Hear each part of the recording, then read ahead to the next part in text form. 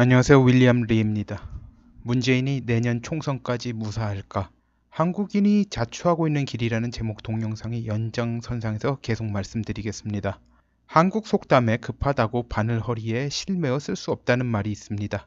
지금 일어나는 모든 상황은 결국 실을 바늘 허리에 매서 무리하다가 탈이 난 것들입니다. 기본에 대한 충실함이 지독하게 부족한 것이 사회 곳곳에서 극명히 드러나는 상황입니다. 충실한 부분이 뭐가 있는지 모르겠습니다.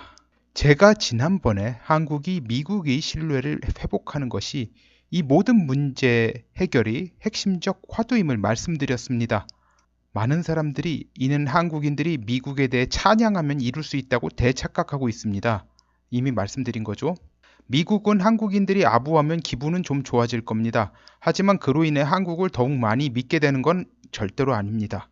미국이 그 정도에 넘어가는 국가라면 지금의 패권을 얼마나 유지하겠습니까? 한국이 아니에요, 미국은. 한국 사람들은 자기의 관점에서 생각한 미국 사람들도 한국 사람들이랑 똑같을 거라는 생각을 하고 있어요. 물론 똑같은 부분도 있고요. 다른 부분도 있습니다. 근데 다른 부분이 핵심적인 부분들이에요. 가장 중요한 건 한국이 기본을 충실히 하는 모습을 보이는 것에 있어요. 이게 일본이 잘하고 있는 거예요, 사실. 탄핵 사태로 말미암아 한국의 법치주의는 넌센스가 되었습니다. 한국 헌법재판소는 실정법을 대놓고 무시하고 헌법재판소법도 막 조문을 갖다 완전히 없는 것 같이 만들어 버리고 그걸 갖다 자기들이 그걸 그렇게 해석해서 재판을 진행시킬 수 있다. 그런 식으로 재판이 진행되었죠. 이런 상황을 치유하는 것의 중요성을 강구하는 의견들이 간혹 보입니다. 박근혜한테 매달려가지고 뭘 하겠느냐 그런 식으로 말을 하는 사람들이 있어요. 참 뭔가 이게 이 전반적인 돌아가는 흐름 맥락을 갖다 읽지 못하는 거예요.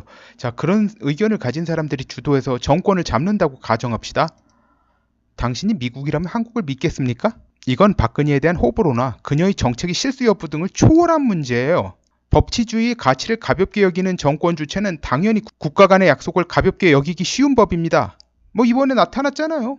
김무성, 유승민 같은 자들이 권력의 핵심에 선다면 미국 보기엔 문재인보다 그리 나을 게 없습니다.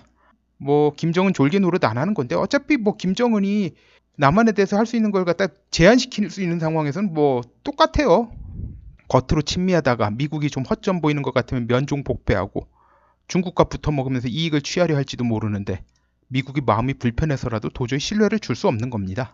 문재인이 내년 총선까지 못 버틴다고 판단하는 근거가 뭐냐고 묻는 분들이 계세요. 자, 그때까지 버티면 문재인 일당이 지략이 엄청 좋다고 아니면 운이 엄청 좋다고 인정하겠습니다. 둘 다 인정할 수도 있고요. 이 질문 받으면서 한국인들의 지력의 한계에 대해서 좀 가슴이 아파요. 이게 눈뜬 장님인 거예요.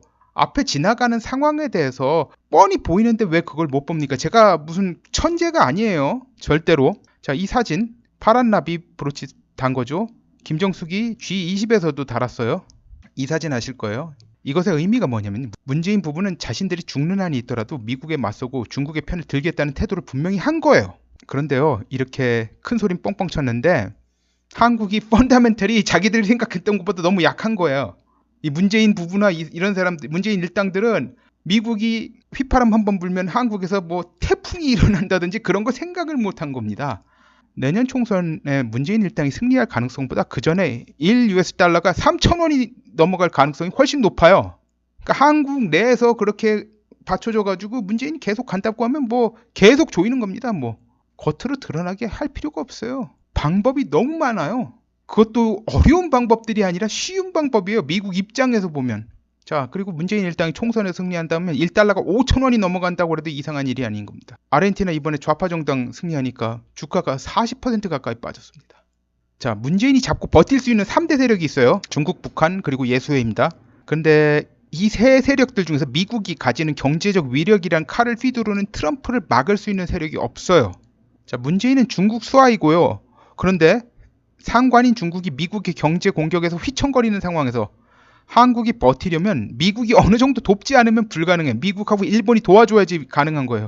미국하고 일본을 갖다 공격하는 입장에선 문재인을 갖다 이런 상황에서 왜 도와주겠습니까?